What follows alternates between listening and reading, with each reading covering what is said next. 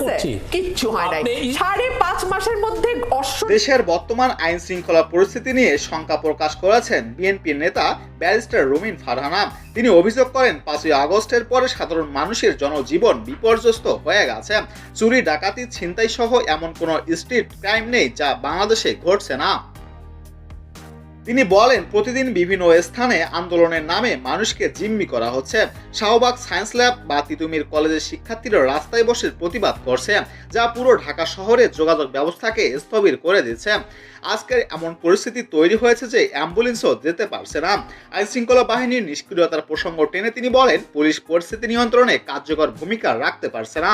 দীর্ঘদিন ধরে পুলিশের বিনিয়োগে রাজনৈতিক প্রভাব ছিল, এ কারণেই দক্ষ জনশক্তির অভাব রয়েছে।